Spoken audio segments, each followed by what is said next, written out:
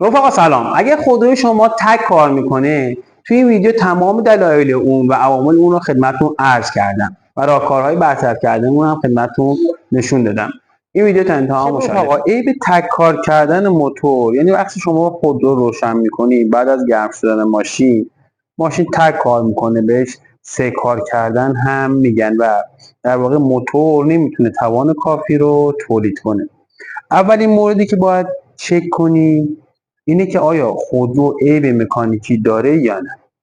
عیب‌های مکانیکی که باعث میشه خودرو تگ کار کنه، اولیش سوختگی واشر سرسیلند هستش. اگر از بین دو تا سیلندر در واقع واشر سرسیلند دچار نشت یا سوختگی بشه، آسیب ببینه، مثلا این واشر سوخته از این ناحیه، دو تا سوپاپ اینجا قرار داره که روی دو تا سیلندر 2 و 3 وجود داره. باعث میشه که این دو تا سیلندر کمپرس اونها به هم راه پیدا کنن و خودرو در حالت تک کار کردن بشه و در واقع بلرزه. این مورد با کمپرس گیری میتونید و در واقع مشخص کنید. همینطور وقتی واشر سرسیلند دچار سوختگی بشه، آب به داخل محفظه احتراق در هر سیلندر به دلیل همین سوختگی واشر سرسیلند وارد میشه که باعث میشه که موتور تگ کار کنه. البته در این حالت شما دود سفید هم مشاهده میکنید که از اگزوز خارج میشه.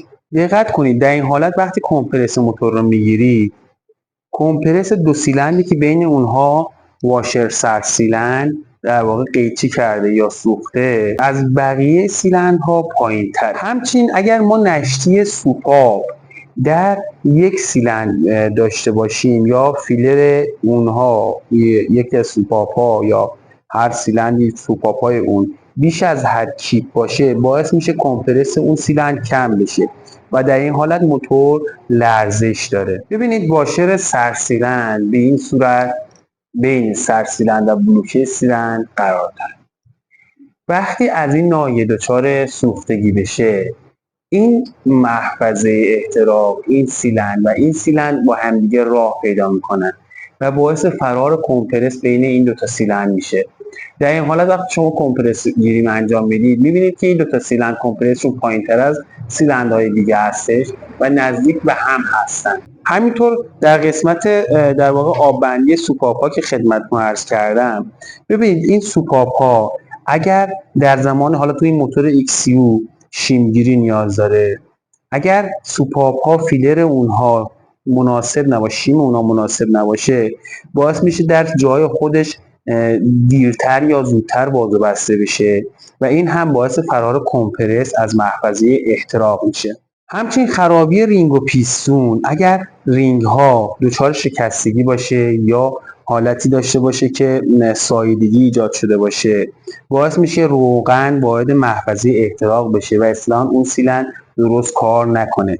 ضمن اینکه خود پیستون هم ممکنه دچار ضربه شده باشه، دفرمه شده باشه و دچار شکستگی باشه که این هم باعث فرار کمپرس از اون سیلندر میشه، همچنین باعث روغن سوزی هم میشه و در واقع موتور تگ کار میکنه، سه کار میکنه و در این حالت شما ممکنه دود آبی هم از اگزوز مشاهده کنید موقع خروج دود از اگزوز. ضمن که وقتی واشر سرسیلند هم سوخته باشه، شما دود سفید از اگزوز مشاهده میکنید که بیرون میاد. عیب‌های برقی هم که باعث تگ کار کردن موتور میشه، اولیش ممکنه کویل و انجکتور ایراد داشته باشه. خب کویل ها که حالا در این موتور اینجا قرار دارن، به وسیله وایر شم ها روی شم ها قرار میگیرن. از طرف انجکتورها هم که باعث در واقع پاشی سوخت و در محفظه احتراق میشه. این مواردی هستن که اگه ایراد داشته باشن، هم کویل و هم انجکتور، اولین کاری که باید کنید با دستگاه دیاگ چک بشه.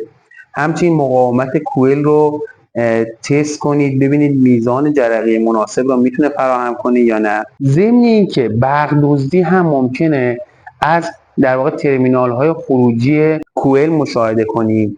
همچنین در برخی مواقع برق دزدی شم و وایر رو مشاهده میکنید.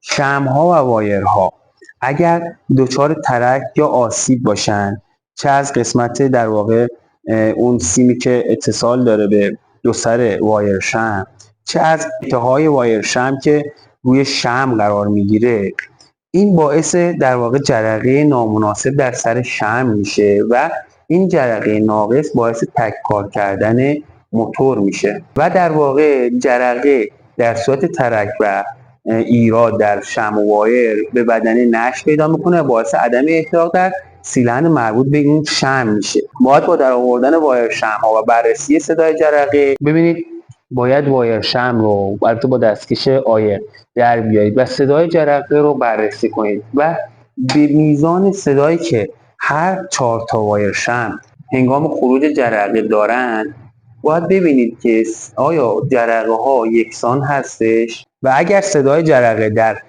دیدید که در یکی از وایر شمع ها کمتر از بقیه هستش، بدونید که این نشتی جرقه و در واقع برق‌دوزی در این وایر شمع هستش.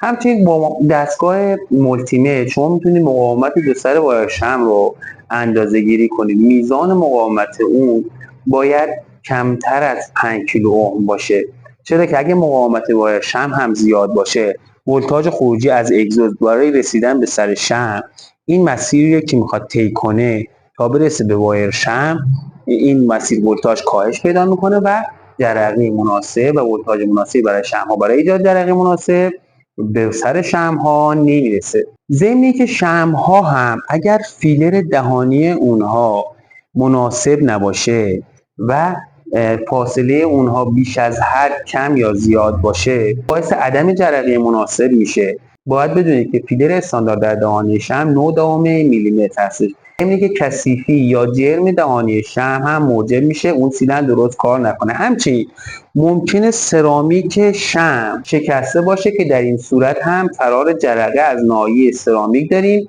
که باعث میشه شمع جرقه نداشته باشه و اون سیلندر به درستی کار نمیکنه.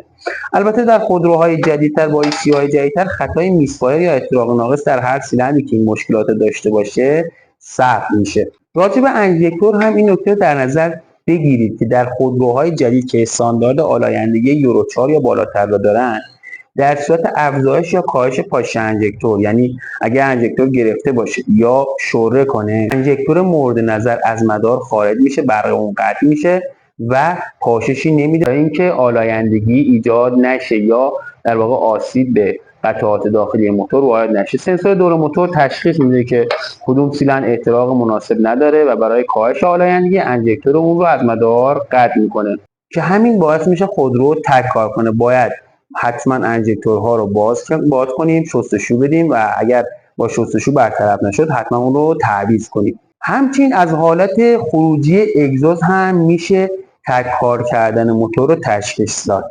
زمانی که خودرو تک کار میکنه اگزوز لرزش داره و دود خروجی اون هم به صورت مقطعی میشه و صدای پت پت هم از اگزوز میشنویم. این یعنی یکی از سیلندرها کار نمیکنه. در حالت استاندارد باید زمانی که دستمون رو در مقابل اگزوز قرار میدیم هوا به صورت یک نواخت از خروجی اگزوز به دستمون برخورد کنه.